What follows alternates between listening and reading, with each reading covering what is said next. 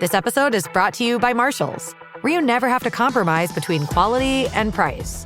The buyers at Marshalls hustle hard, working to bring you great deals on brand name and designer pieces. Because Marshalls believes everyone deserves access to the good stuff. Visit a Marshalls store near you or shop online at marshalls.com.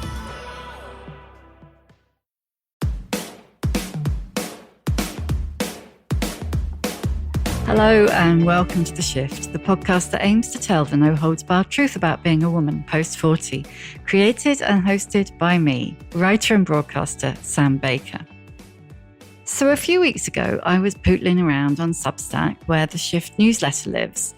That's theshiftwithsambaker.substack.com if you're interested. And I noticed that I had a DM from a new subscriber. That subscriber turned out to be one of my favourite crime writers, the award-winning Laura Lippmann, who some of you might know from the recent Apple TV series of her novel, The Lady in the Lake. Laura had been brought to The Shift by a piece I wrote a year or so ago about how all of my friends were getting divorced. I feel like such a schmuck, she wrote, because I stuck it out like the good girl I was raised to be, only to be dumped 9 days after my 61st birthday. And 1 month before the COVID lockdowns. I didn't even have the triumphant narrative of where I left him. But 5 years out, I think I'm happier than I have ever been. That happiness is evident in her immensely enjoyable new book, her 20th, I think, Murder Takes a Vacation, about a woman in her 60s who's slowly realizing that life is full of possibility. And dead bodies, of course. We treated the filming schedule as like a law of nature. Only under extraordinary circumstances could he be expected to cut back on his work hours at all. A good friend's mother died, and it was like, how could you go to the funeral? I'm working. I was offered like a really cool chance to be one of the guests of honor at a book festival in Singapore. I'm working. You can't go to that. And I was like, oh yeah. Laura joined me from Baltimore to talk about her second coming, why not everyone has to be good at marriage, the dissonance of divorce, making bad choices, the death of the good girl, and how she finally gave up on diets. Laura is living her best old lady life, and I'm here for it.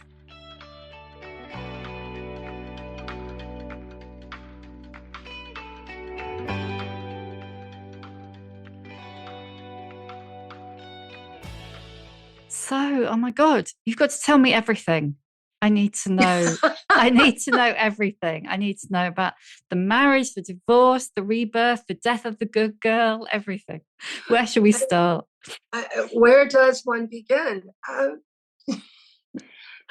So it's been 5 years now since my marriage ended, which was February of 2020. It's excellent timing. Right. It was, my husband left on February 9th and the world was plunged into a global pandemic a month later. I had to co-parent and be in what we called a pod, I guess. It was basically me, my husband, and my kid. I have an assistant. She was part of it too. It was this surreal thing where part of the reason the marriage broke up is because we were apart so much. In 2019, he was away for work Monday through Friday for pretty much the entire year. That's not a good arrangement. And I don't think many marriages would survive it. Some could, I'm sure, but ours didn't. But you must have been, your work involves quite a lot of traveling too, doesn't it? When you're not, hunkered down over your laptop, you have to be out in the world. It does. And I was also the person who was the primary caregiver for our kid. I mean, it surprises me to look back at 2019 and realize I took my daughter on book tour because my husband simply was not available. He was making a TV show. And so it was like, okay, kid, let's go to Delaware and stay with your grandmother. Yeah. Let's go to Houston together and to try to balance, what was then a very active little 9-year-old girl in a book tour. And, and after book tour, I was teaching in Italy. I'd always planned to take her there. She'd gone there with me before, but it was just a lot. And then all of a sudden we're together more than we ever were because everybody's sort of forced together. I mean, he was able to move out immediately into his office next door. So we'd had, it was a separation from February 9th on. So you weren't trapped in the same house. I mean, I know some people who were literally living in the same house as their half separated partner for, months and months. My heart goes out to them. That is not ideal. I'm glad I wasn't in that situation. I did have this like weird, I don't know if you'd call it pride or just this strange insistence. When I would always be like, oh no, we broke up before the pandemic. Yeah. This is not a pandemic divorce. This is a divorce in the pandemic. There's so much emotion around divorce, which sounds like a really obvious thing to say. But you have to understand, this was at the same time when all of a sudden, it seemed to me where I was, all of these women, some of them women I knew, they were leaving their husbands and writing kind of these triumphant essays and books about it. And I had been left. And so I felt so out of step. I was like, gosh, my marriage is over. And I didn't even have the privilege of pulling the plug on it.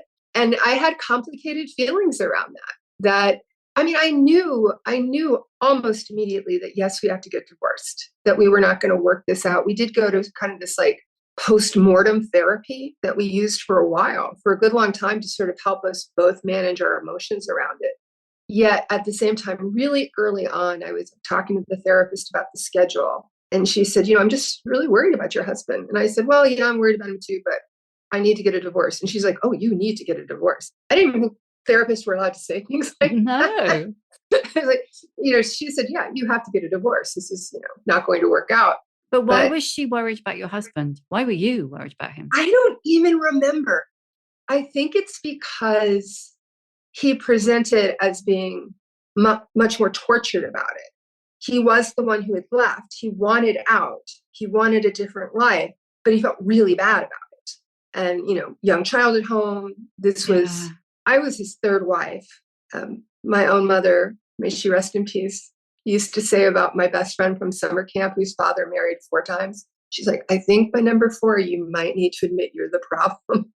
Yeah, so. That kind of, I've seen a lot of car crashes, but I've never been in one. Kind of. So I was wife number 3, and this was the second time a marriage with a child hadn't worked out. He had been married before. His first marriage was truly like one of those little starter marriages, but he had been married to a woman he knew from college. They had this terrific kid, my stepson, to whom I'm still very, very close. I love him dearly. He's in his 30s. And now here he was again. Another marriage had broken up. Another kid was going to grow up in 2 different households. And I think it really bugged him. I think he was really, I don't remember. And this is going to sound callous. Nah. But I don't particularly care why anyone was worried about him. He had lots of people to worry about him. And, at the time, we kept it a secret for a really long time. Our daughter figured it out pretty fast. In the beginning, we would put her to bed and wait until she was asleep. And then he would go next door to sleep in his office. And she figured it out and asked us kind of point blank. She's like, I'm getting divorced. And then we told her brother, but we kept both families in the dark. My mother-in-law was dying, and I really loved her. And I just felt like she doesn't need to know, so we kind of kept it a secret until the fall of 2020. And then once my mother-in-law had passed, we began telling more people. I remember I told my mom, and then I asked my mom if she would tell my sister for me. And I was like, no, you have to do it. I was like, oh man, okay. And we were pretty private about it. And I think part of it was that we as a couple, I use this phrase in front of my kid, we're Baltimore famous. I get recognized in my hometown. I know exactly what you mean. Yeah. Yeah. In my hometown, I don't have a lot of privacy. And so I try not to draw too much attention to my private life. And what I tell my kid about, I said, this is like not a good thing. It means I have to be so polite all the time. I can never lose my temper in public, no matter what anyone does. I have to be super careful. And so someone would film you probably. Yeah, I'm so worried about, doing a Karen somewhere and getting caught. So I'm super careful about it. So it was private. My closest friends knew. My closest friends knew really early on. I confided in them. But it was an easy time to keep a secret. People weren't out and about. And, and it took a really long time, in part because of COVID, in part because of my ex-husband's foot dragging, which is just, he's not great with a deadline and he wants to do things the way he does things. So we were not divorced for 4 years. And that's a long time to sort of just be up in the air about things. But our divorce became final in January of 2024. We did mediation. It was generally collegial. There was a bad fight at the end about something in the mediation. And it was a little bad for a while, but I don't think either one of us is very good at keeping grudges, and it just kind of went away. And we have what I consider to be a pretty collegial relationship. I think I'm a lot more boundaried than he is. Like, I woke up the other day to a series of texts from him about the latest Wes Anderson film. We're like, I'm not here to talk about Wes Anderson with you. I'm not your movie person anymore. No, you have a girlfriend. Go talk to your girlfriend about Wes Anderson. And if she can't keep that conversation up with you, I don't know what to tell you. I think she probably can. Yeah, I'm more like, what's the childcare plan? When are you dropping her off? What have you done about summer camp? Have you seen her report card? But and 4 years is a long time, isn't it, for you before you can go, okay, what shape is my life going to be now? It was. I think this is going to sound perverse. In some ways, I was grateful that this happened during the pandemic because, for one thing, it did force us to have cooler heads. We could not afford to get emotional and angry at each other because we did have to function as a team in that environment. So it kind of allowed us to have a better divorce as a result. Again, it gave me some time to kind of hide away and think about it and come to terms with it before I started talking to other people about it. As a result, there's kind of this funny gap where people are like, oh, I'm so sorry. I'm like, please. It's like, I'm not. I'm the happiest I've ever been in my life. You're just hearing about it now. And, there was a lot going on in that time. My sister, who has Parkinson's, had to enter assisted living at the end of 2021. My mom fell down and fractured her pelvis, and that was her sign that she was going to have to give up her house. And she was still living independently, but in what we call a continuing care community. So I had a lot of people I was looking after. And over time, once I could adjust to the fact that, okay, this wasn't my idea, and I probably would have stayed in that marriage forever, even though I recognize now we were both kind of miserable, because I don't like to fail at things. I will flog a dead horse. That was probably not going to work. We were just never going to be happy together. That's a hard thing to admit. And I've had time now to really go over things. This was my second marriage. I've sat with these journals I've been keeping literally for over 40 years, sort of studied them. And I said, okay, you make bad decisions when it comes to your relationships. I'm good at a lot of stuff. I'm not very good at relationships. And I'm not going to pretend that coming to an intellectual understanding of that means I've actually solved the issues that I've identified. To just sort of I make bad choices. And I was telling my therapist the other day that by sitting down with my journals, one of the things I had identified in myself is what I call this tendency toward overcorrection. I've been in one relationship, and then it's okay, so the next person is going to be completely different. Or I think they're completely different. They're only superficially different. My first husband was this very quiet, very stoic, very Aryan looking, possibly an anti-Semite. I'm not sure about that. And, and someone who wasn't really enamored of work. So the second husband was bald, Jewish, workaholic. And it's see, it's totally different, except no, it wasn't. There were a lot of the same issues because those are my issues. And to be able to identify that in yourself, why do we make the mistake of thinking everybody should be good at marriage when obviously so many people aren't good at marriage? You can't be good at everything. It was almost kind of a relief to say to myself, you're really bad at marriage.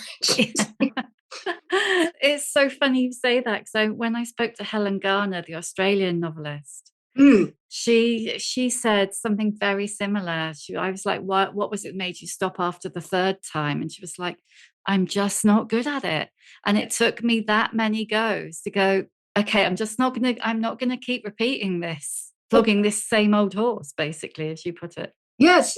It's so interesting that you mentioned Helen Garner, because this year I actually wrote in my journals, learn to keep a journal like Helen Garner's. Yes. It's her journal. If only. If only.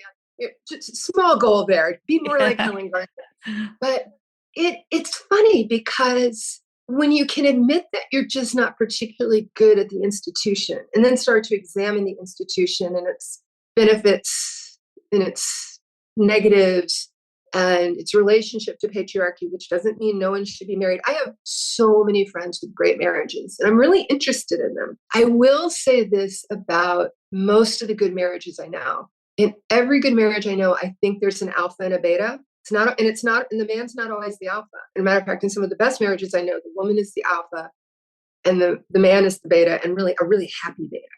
I know quite a few marriages like that. And I think one of the strangest notions I had about myself was that I was a beta. I would tell people all the time, oh, I'm a beta. I'm like, how in like a Doris Day movie, she has a wisecracking friend. That's me. I'm meant to be like the secondary character. And I think I was dead wrong about that. Yeah, well, a few times I've been thinking about the main character thing because, I mean, in Murder Takes Vacation, the sense of Muriel Blossom, Mrs. Blossom, the main character, having never been the main character in her life, is really dominant throughout. But also, I read somewhere you were talking about a review that was written about you. You said Laura Lippmann may write the great American novel, but every secret thing isn't it? But then, like you say, it was adapted for film by Fran McDormand. And then at the end of that quote, which is whether or not you really said it is a whole other thing, isn't it? Because journalists are. But like you said about how you were at dinner with Fran McDormand and Joel Cohen of the Coen brothers. I bow down, Laura, I bow down. And you made him laugh, but which rendered your then husband envious. I don't know which husband that was. Number two. Number two.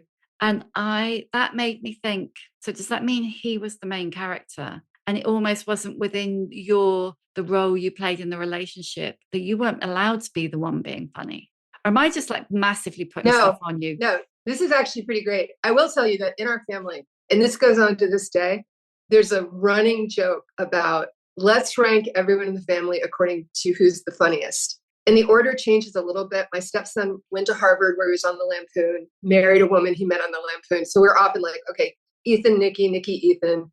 Sometimes I'm third. Sometimes my daughter is third. My ex-husband is always last. He's always last when we're ranking who's funny. He disagrees with this and he doesn't like this joke. It is kind of mean. But when I was married, I noticed this very strange tendency where my second husband, I was with him for 20 years, he would write me out of stories. He would be telling an anecdote where I was not only present, but maybe like played a key role, and I would just disappear from the story. And I'd say, wait a minute, like I was the one who got the phone call. And he's like, it slows the story down. I'm almost embarrassed to tell these stories. I was a little bit older than he was. I was almost 2 years older than he was. So I turned 51st. He gave me a huge surprise party, and it was really cool. And people came from all over, and it was lovely. But he didn't give me a chance to speak at my own surprise party. Like he gave a speech and he said that night, he goes, I think it's weird for people to speak at their own surprise parties. And I'm like, okay. And then, about 20 months later, he turned 50. I didn't try to do a surprise party, but I got a private room at a favorite restaurant, and it was all family and a few friends. It was just which is what I knew he would want. And he wrote a speech out ahead of time, delivered a speech at his 50th birthday party, and made no mention of me. Like, okay. Not thank you for hiring the restaurant, or like, thank you, Laura, with whom I just had a baby. I was just missing. I don't know if other people in his life experience the same thing. Like, I honestly don't know.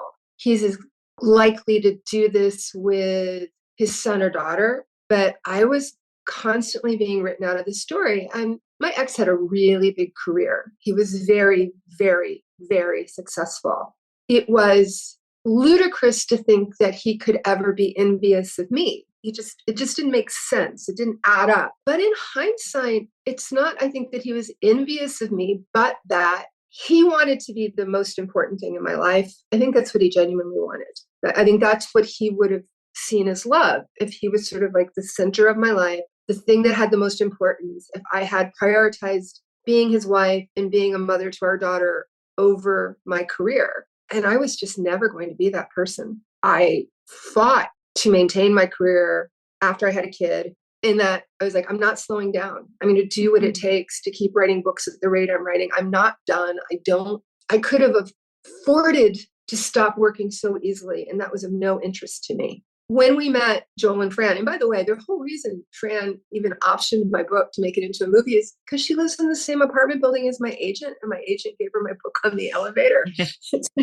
And so we were invited over there to dinner the first time. He was just uncharacteristically quiet. He didn't kind of know how to I think he's overthinking it. And I was just really loose and very much myself. And I did make Joel laugh at one point, and it killed him. And the next time we saw them, he had a story ready that he told that did also make Joel laugh, but it was a story from my life. He's like, he knew it. It's an oft-told story in my family that my great-grandmother on her deathbed got very confused about who she was talking to. And she thought my father was her youngest son. And so she thought she was talking to her youngest son about my father's mother. And she just like opened her eyes real wide and looked at my dad and said, well, Louise married a Jew. It is a good story, but I thought that's so interesting that, yes, you made him laugh, but you made him laugh telling a story from my family. Yeah, but also it's so weird, isn't it? Because you've written how many books? 20? I've written, I actually know this now, 26 novels, 2 short story collections, 1 book of personal essays, and a children's book. So 30. So 30. You've won, and that must have started way before you met him. You won. Oh, yeah. You've won, this will mean nothing to anybody who's not in the crime world, but you've won Edgar, you've won Daggers, you've won Agatha's, you've had, Fran McDormand's made a book into a movie. You've had Lady in the Lake was on Apple TV. He married a successful woman. Although he would often say to me, because I think in the very early days of our relationship, sometimes I would be taken aback by how people were just really ready to kind of put me in the shade. I would go to dinners with, he was in television, and I would go to dinners with people, and they would say, what do you do? And I'd say, oh, I'm a novelist. And they would say, do you actually publish these books? I'm like, no, I really am a novelist. I'm not pretending to be this while my husband makes television. At some point, I did have to make peace with the fact that there were a lot of famous, cool people who wanted to know my husband and had absolutely no interest in me. Once I understood that, I really understood it. And I was like, okay, no, I get this now. I even got to the point where I understood that for the actors he worked with, in the rare occasions where we did socialize, there was no gain. It's like, oh gosh, the boss's wife.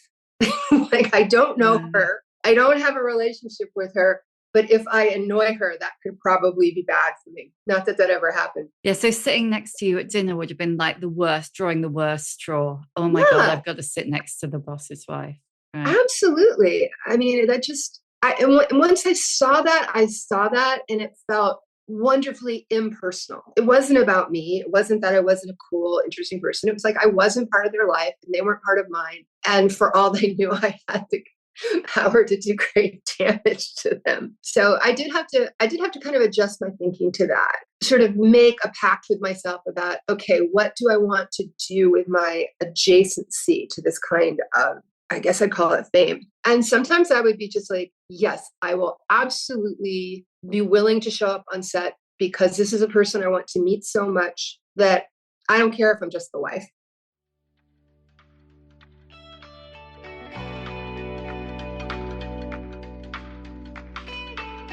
This episode of The Shift is sponsored by Shopify. When I think back to starting The Shift, I can hardly believe I pulled it off. I mean, I knew nothing, and I had to figure it all out on my own. Scripts, scheduling, branding. When you're starting something new, it can seem like every time you tick something off your to-do list, 2 more things magically appear in their place. So finding a tool that simplifies the whole process can be a real game changer. For millions of businesses, that tool is Shopify. Shopify is the commerce platform behind millions of businesses around the world, from household names like Heinz to Allbirds and Skims. Get started with your own design studio. With hundreds of ready-to-use templates, Shopify will help you build an online store to match your brand style. Accelerate your content creation. Shopify is packed with helpful tools to write product descriptions, headlines, and enhance product photography. Get the word out like you actually have a marketing team to create email and social media campaigns wherever your customers are scrolling. And best yet, Shopify is your commerce expert with world-class expertise in everything from inventory to international shipping to processing returns, you name it. If you're ready to sell, you're ready for Shopify. Turn your big business idea into with Shopify on your side. Sign up for your £1 a month trial at shopify.co.uk/shift. Go to shopify.co.uk/shift.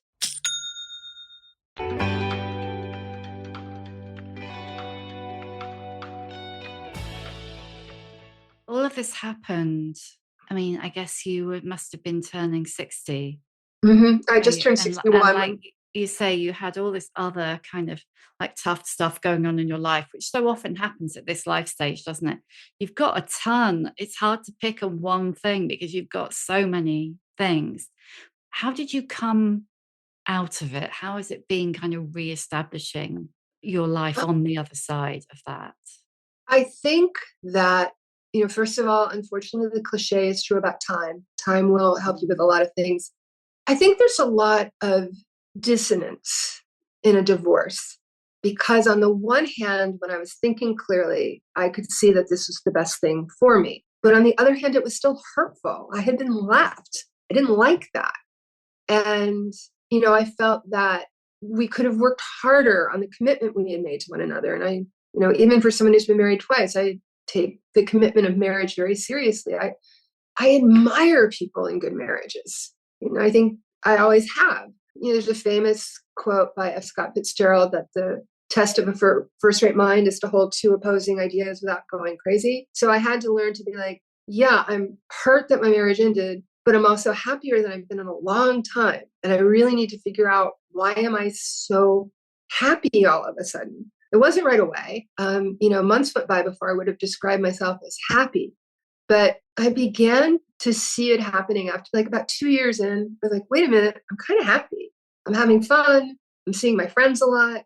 I love being in charge. I love being the boss. Oh my God. That was like, wait a minute, I'm the boss now. Everything in this house goes according to what I say. My teenage daughter would probably disagree with that and claim that she has more agency than she does, but I am the boss.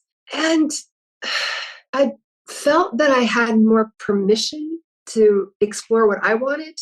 I was no longer yoked to this very demanding schedule of my partner. I mean, I think one big mistake that the two of us made, we talked a lot about this in our postmortem therapy, is that we treated his job as so sacrosanct. And that was there from the very beginning.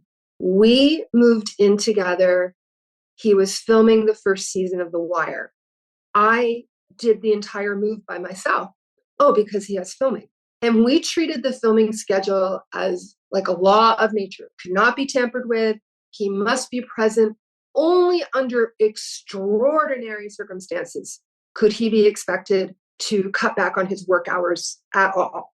A good friend's mother died, and it was like, how could you go to the funeral? I'm working. I was offered like a really cool chance to be one of the guests of honor at a book festival in Singapore. I'm working. You can't go to that. And I was like, oh yeah. I was not questioning this. I was sort of like, I wasn't always happy that I missed some opportunities, but we treated that schedule like it was the 10 commandments and it had come down and you could not break the shooting schedule and you could not expect anything to come before that. And that was gone now. Like one of the things I chose to do, which I think would have been a much more controversial decision within a marriage, because it is a time commitment. I applied and was accepted to become a docent at the American Missionary Art Museum, which is here in my neighborhood. And it also fits with overall, as I entered my 60s and found myself single, I was like, I'm just going to live my best old lady life. I'm ready. I'm going to docent at a museum. Yes. Going to New York to see lots of theater. Got it. Traveling the way I want to travel, going where I want to go. It's like, this is my best old lady life. And I love it. It's so people tell me I'm not an old lady. I'm like, I'm 66 years old. What am I? Yeah, I was just about to say you're not old, but it also ties in with one of the things that you say in the book, which is that when the usher at the cinema doesn't ask her age, and she's like, I want a senior ticket. I'm like, do you have a senior discount? I will take your senior discount. Do you want to see my driver's license? I mean, part of that, I should acknowledge, to be very candid, that I'm willing to play around with that because I have the privilege of having a very youthful aspect. I'm super fit. I'm loud. I'm silly. Don't fit into the stereotype of what we call an old lady in our culture. Yeah, you don't look anything like the emoji on the put it that way. Which is still, isn't it, what we stereotype an older woman as, The ageism in our culture, the ageism within myself, part of writing Murder Takes a Vacation was taking on my own ageism and trying to understand it, come to terms with it. I want to think I'm not ageist, but I definitely am. I think it's hard in our culture not to be, and it takes a lot of different forms. So on the one hand, you might be, broad-minded and very open to the idea that aging is amazing and people are wise, but you're still kind of like, we all have to struggle with this decision about, okay, I did make a promise never to have any plastic surgery. And I took it very seriously. It's like I probably was in my 40s when I made that pledge with a friend, but I dye my hair. I get facials. I am adamant about brow tints. It's like the most, I always tell people, I get that. Yeah. If there's a zombie apocalypse, I get in my car, I go pick up my brow person, her husband and her son, and then we're going to swing around to where my trainer lives because my trainer knows how to hunt with a bow and arrow and has a generator. It's like, so that's going to be the compound. Like, that's what matters. It really is just, and why do I care? And I wish I didn't care. I wish I didn't care what I looked like at all, but I'd be lying if I said that. And so where I can see progress, I am someone who, after just decades of having a pretty tortured relationship with my body, I gave up dieting in 2018 and I never looked back. Like, I honestly think if I went to a doctor right now and he said that because of some health reason, I needed to eat in a certain way, I don't know if I could do that anymore. And it's kind of like, I can't diet anymore. It's fantastic to have lost that. How did you manage to shake that? Because that's so it feels like inbred from, speaking personally. Yeah, I started when I was a teenager. It had been most of my life. A couple of things happened. I had a daughter, and I really, really wanted to model for my daughter a healthy attitude about my body and food. And I was like, if I do that, I have to be completely sincere about it. I can't be talk and then be like, oh, time to do keto or whatever it is, time to do paleo. So she was already 8 by the time I embraced this. Part of what happened was a switch went off. It was around the time Weight Watchers rebranded itself. And I got the email because, of course, I'd been in Weight Watchers at some point. I was like, oh, wait a minute. This is a con. This is capitalism. It has nothing to do with my health. It has what is this? And I realized that the cycle of dieting for me, I'd feel bad about myself. I'd lose 10 pounds. People would say lovely things to me. Oh, you look great. You lost 10 pounds. I gained the weight back. I'd take it off. And I was caught up in the cycle of the approving comments that I got when I lost a little bit of weight. And the fact of the matter is, and this is genetic, my weight doesn't really vary by more than 10 to 15 pounds. It's been in the same range now for 40 years. I had to break my hunger for those compliments. And when I was able to, at first it was like a practice. It was like a kind of sobriety. You get tempted. You're like, oh, I'm going to a big awards thing. Should I go on a diet? I'm like, no, you don't do that. It's really strange. You realize how you yearn for that structure and how good it felt to sort of give this external thing so much power over your life. But I do consider it a practice. like something you never perfect. And I just try to show up every day. And I have, again, it's so complicated. It's like, okay, but why do I work out all the time? Well, I really actually kind of like it. I think to a certain extent, my strength and my comfort with working out. I had a bad fall. It's coming up next week is the 3rd anniversary of this really bad fall I took down the subway in New York. And I injured my shoulder very, very badly and needed a year of physical therapy to recover. But I recovered and I felt really lucky without surgery. So I know that on one level, exercise that focuses on strength and balance actually is a good thing to do as you age. But I also I also really parts of I'm like, oh, look at that bicep. It's like, and I don't want to feel that way. I don't want to be so proud of my biceps. God, we're just going to struggle with this stuff right until I even watched my mom. My mom had, definite ideas about people's bodies. Around my mom and my sister, I had to kind of tell them, like, we don't talk like that in our family, okay? We don't talk about what people's bodies look like. People's bodies are not ours to have opinions on. And my mom and sister both found that to be a very odd idea. Yeah. It's so ingrained, isn't it? The judgment, particularly of women based around our body shape or size. I mean, I was interested when I was reading Murder Takes Vacation that, you have this character, Tess Monaghan, who has been in, 12 books. And, she's kind of, how old is she? Is she 40 yet in your head? Late 30s? That's an excellent question. I mean, because the fictional world, people are aging so much more slowly. She's definitely got to be. She's got to be 40 now. Yeah, by now. But Mrs. Blossom, Muriel, she was in those books a bit, but she was very much a bit character. What was it? Was it like an intentional thing for you to go, having spent all of this time and attention on Tess as this central, younger, more conventionally attractive, I suppose, character, to kind of bring Mrs. Blossom center stage, a woman who you maybe in our kind of like ageism, you might not have considered as a main character before?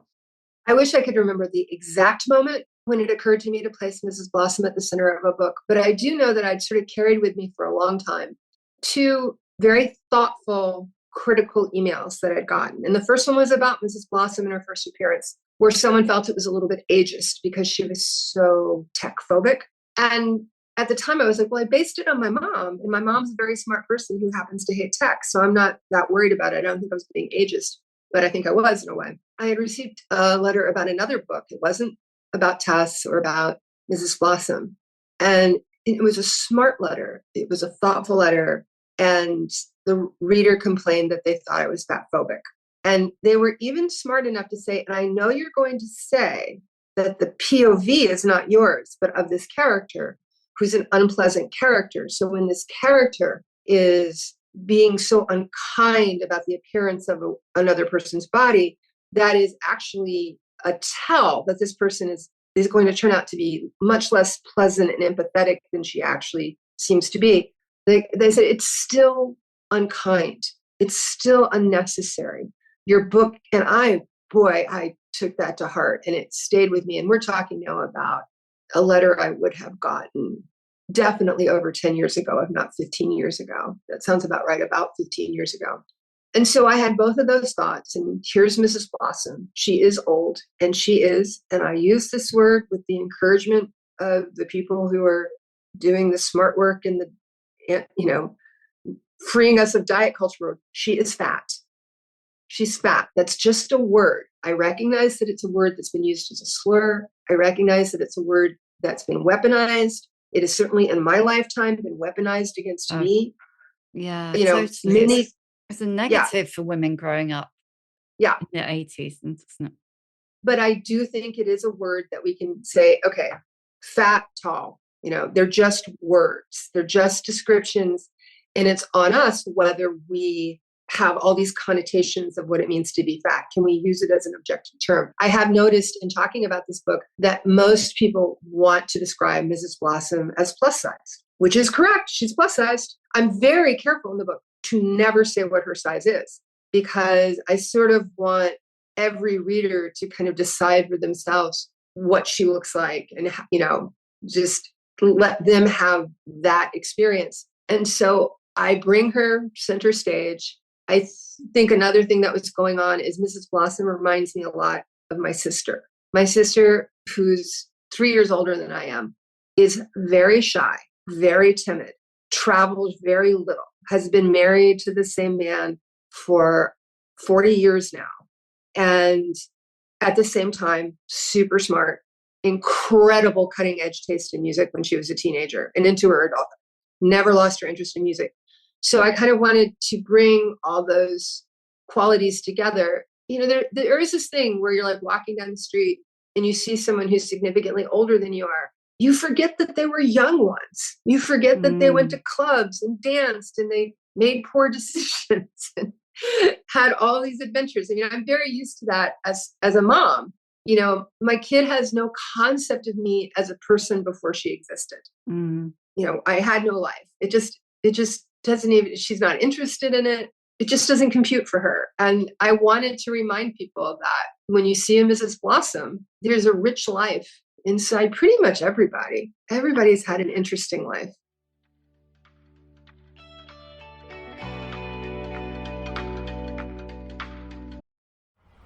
When kids don't play, they grow up without creativity. They'll try to blend in and wear chinos, or worse, polyester chinos. Good thing Gushers Fruit by the Foot and Fruit Roll-Ups are made to be played with. You better be playing.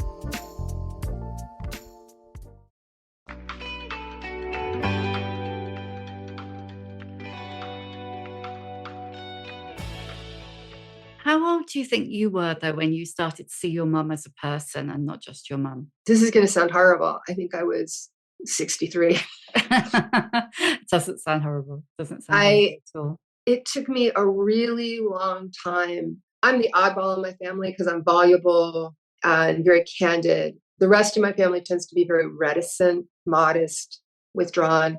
And it was only a couple of years ago when I was spending so much more time with my mother, the two of us, that she really began to open up about her own childhood and some feelings that she had. And I really got a much better read on my mom in the final years of her life, of the things that had shaped her.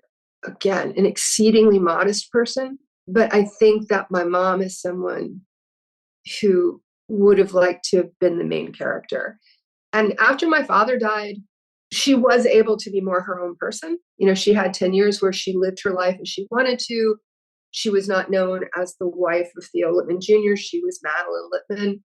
She told me a story one time that just broke my heart. She had moved into this continuing care place here in Baltimore.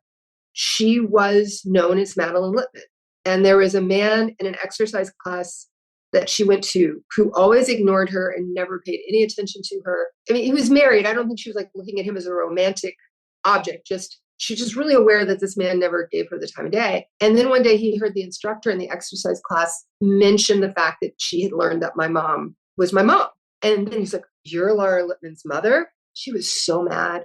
She was so mad and I was glad that she was mad, because that's not what should make somebody interesting, is their connection to another person. I'm so happy for her that she had 10 really great, healthy years that she got to live on her own terms. You wrote about that for the Oldster, didn't you? I did write about that. When you said her name, I thought, I know the name. I'm sure that I read that essay. I think that's the thing that I really felt about Mrs. Blossom. And it's the thing that I felt when I was researching the book that I wrote, The Shift, that created the podcast and all of that. It's the thing that really came through again and again when I was talking to women about how they felt about their relationships and marriage, and how the women who I was talking about in the piece that kind of brought us together about getting divorced. It's identity, isn't it? It's about kind of building your own identity almost for the first time at this time in your life. Yes. And my mom was a good role model. I've really seen that now. I don't think I was cognizant of that until very recently, that she just in her quiet way showed me what a great old age can look like. And I'm really, really hopeful that I have the kind of healthy old age that she did. And before I ask you the questions that I always ask at the end, you need to tell me about the big no over your shoulder, because I've been sitting here looking at it the whole time. Every woman in the world should have these letters on her wall. That's what I really believe. I found them on a website. I have 2 sets. I have one here in my dining room and I have them in my office, because women should be saying no all the time. And if you need a visual reminder, that's how you do it. I'm really big on no. And I want more women to say no a lot. Do they light up? No, they're just kind of translucent. They're like some old sign company, and they're just hanging there. They're reflecting the light. Yeah. Fascinating. When did you start saying no? About 24 years ago. The way I left my newspaper job was pretty fraught and dramatic, because the top editor, hated me so much. And he was doing so much to make my life miserable. And he had that power. And once I was out from under his thumb, once I got to leave the job, be a full-time novelist, I think that experience led me to be like, I'm not going to be a good girl anymore. During that experience in my work, a lot of people, including my own father at the time, said, just be nice, get back in his good graces. No one stays, on the shit list forever. And, that was a year in my life in which I was grinding my teeth so much that I cracked my back teeth and spit them out into my hand at work. Ouch. I don't want to grind my teeth anymore. And I think, saying no and just being really clear, it's become a cliche so fast. I love the word boundaries. I love it. I think it's a really good term. It's very clear, and that people should just be very aware of they're willing to do what they can do and what they don't want to do, and just be like, no, I don't do that. Sorry. Brilliant. Right. What is your emotional age? My emotional age. Oh gosh, I think I'm about 19. I think I'm really immature. Why 19? I've still got some drama queen in me. I think there's still some real drama there where everything's so big. I'm trying to work on that. I just feel super young, like not in a great way. That's like, I feel I'm a very immature person. I just have to say that. Give us a book recommendation. Can be something great you read recently, or it can be something that's been really important, like your whole life. I've been thinking a lot about the work of Elizabeth Strout, who I just think is brilliant. And I think in particular, her pandemic book, Lucy by the Sea, is a book I really love. Yeah, I recently did a whole reread of the Lucy Bartons. And I loved William, actually. I love that one too. I love them all. Her sentences are so deceptively plain and sparse. She builds to these emotional impacts. It's like sitting in the audience and watching a really great magician and just like, what is the trick? How do you do this? She's grand. I saw her speaking last week at the Women's Prize in London. Oh, wow. She was shortlisted, and she was just like that in person. I've met her once. Any words she didn't need to use. And if the word was just no, that was all she said. She didn't like polish it up, or she would just be like, no. She was amazing. Amazing. Terrifying, but amazing. What advice would you give younger women? Say no more often, and think hard about what you actually want, and try to extricate yourself from what other people are telling you should want. And in a very specific way, because this is the one thing I wish I could get my kid to do. Stay off of Pinterest. Yeah. That's just, I feel like when my daughter is scrolling through Pinterest, that she's addicted to a dream machine that promises her this kind of infinite perfectionism. And I was like, just put it down. That's not real. So that's my very specific stay off of Pinterest. It's interesting, isn't it? Because when you said Pinterest, I thought, I think some of the others are worse. But actually, once you explained it, I just thought, no, you're right, because Pinterest is like absolute idealism, isn't it? And And perfectionism. my daughter, who loves clothes, is constantly finding her dream dress on Pinterest, except it's not available anywhere. So now all she has is the dream of the dress that she can't find. And I said, we have to actually buy a dress that exists.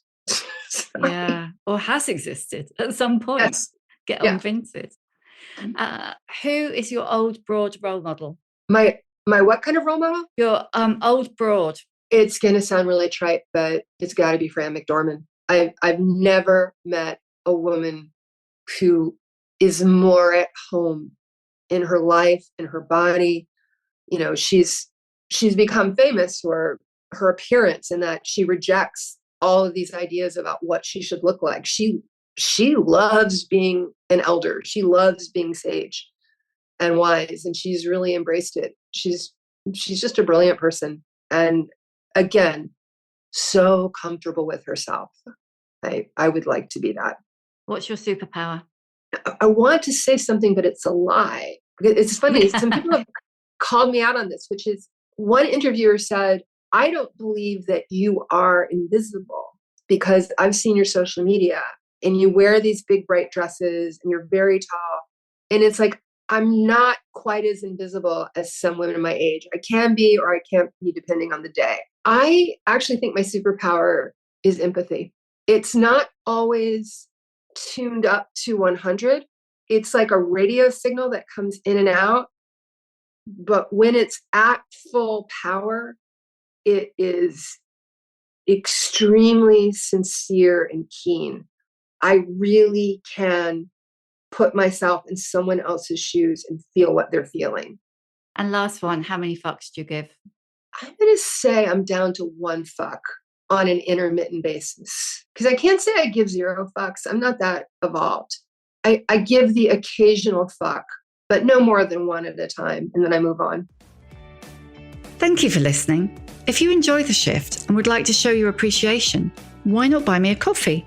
Go to www.buymeacoffee.com/The Shift with Sam Baker. You can hear a new episode of The Shift every Tuesday, wherever you get your podcasts. And if you like what you hear, please do rate, review, follow, tell your friends, because it really does help other people find us. And if you'd like to know more about my own experience of shifting, my book, The Shift, How I Lost and Found Myself After 40, and you can too, is out now in paperback.